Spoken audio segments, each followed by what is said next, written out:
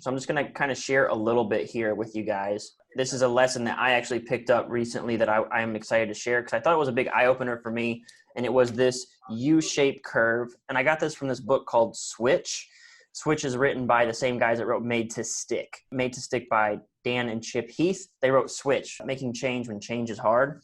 And there's an example of this like design company or production company or something like that. And they say every project is basically the same. You start, every project basically follows a U-shaped curve.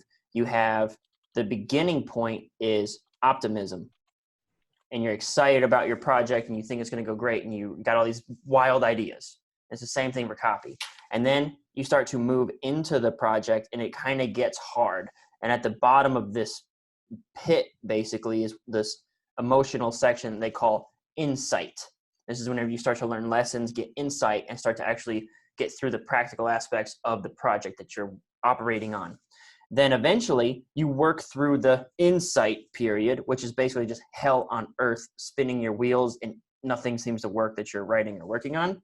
And then you get to this other side called confidence. That's when you're like, hell yeah, we did it. I'm the best copywriter on the planet. I can do this all day. I did this 10 times before breakfast, you know?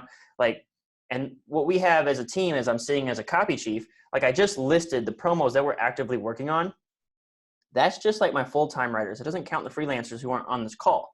So I'm seeing this pattern 10 times, all right? And I'm starting to realize that this looks like optimism. Yeah, this project rocks. My guru is the man. He's going to be so helpful and we're going to have such a great time and yada, yada, yada.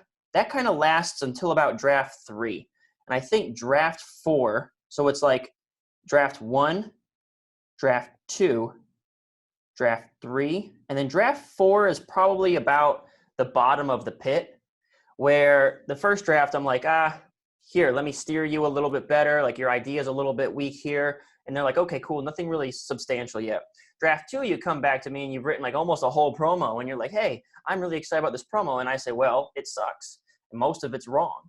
So then it's like, oh, fuck, I was so excited about this, and then you slip a little bit more into what they call insight, right? I'm giving you insight. It doesn't feel like insight.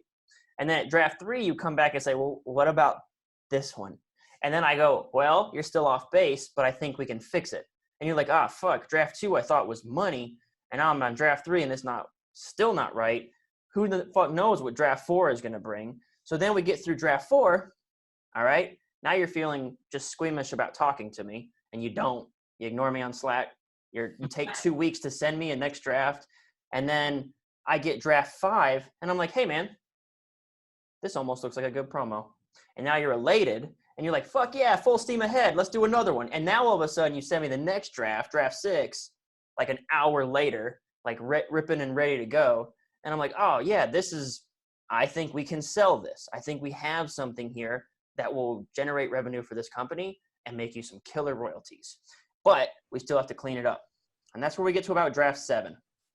Draft 7, we tidy it up, we polish that offer section, we run it past the guru, and draft 8, we're going to run it past the guru, get his sign off, make sure we color it with the way that he likes to speak. And at the end of that, you're like, we're going to make $1 million. And then it's just like sinkers. You just hope it doesn't bomb, right? And so far we've had really good luck with just having a lot of good iterative processes that our promos don't bomb. But I like this. This was something I kind of picked up over the last 2 weeks since we last talked. And I thought I'd share this with the Copy Squad because I feel like this is something that everybody kind of is going to have to deal with. There's a book called The Dip by Seth Godin.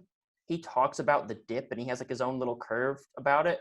And I think really the U is almost a better sort of illustration of what it is that we actually deal with as copywriters. And your job as a copywriter, this is the entire job. This is your job description, the U. Every time you step up to the plate, it's going to be another U. With experience, your U can look less like this and more like this, but it's still going to be a U-shaped hellhole when you're down here.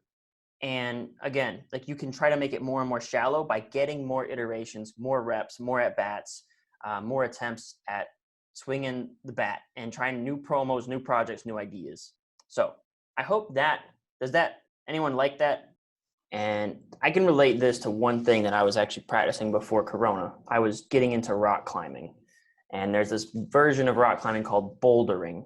And bouldering are these walls where you don't have ropes. They go about 15 feet high.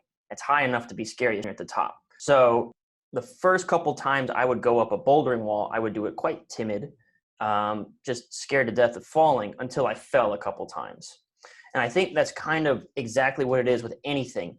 When you get to the other side, you realize that the worst case scenario, like you're going to get through this. It's not a big deal. And that is what, in a sense, confidence is. You just have, you're not arrogant, but you're just confident. You just know at a logical level, this just sucks because it sucks. It doesn't mean I'm a terrible copywriter. I don't take it personally that I'm spinning my wheels. Doesn't mean I'm an idiot. Doesn't mean I don't know how to write. Doesn't mean this or that. I know that this is part of it, and that I have seen the other side of this so many times now, right? That I am aware that I will pull through. And that goes back to this whole thing about people who slip out the dip, like they get down here and they never recover. It's because they never got to the other side enough times to realize that you will get to the other side. Just get that promo to the finish line. What's up, Copy Squad? I hope you found that useful. And if you're interested in getting a little bit more details about how me and my team set up our first 7 pages of a sales letter to give us the best shot at 7 figures, I invite you to check out copysquad.net/lead. On this page, you can be the first to get details about a brand new leads course that will illustrate and step-by-step show you the strategy that me and my copy team use to generate over $50 million in gross revenues in a single year in financial publishing. So all you got to do is go to this page, copysquad.net/lead, enter your name and email, and then hit the enter button, and you can be the first in the know as new developments arise. Thanks so much for tuning in, and peace out, Copy Squad.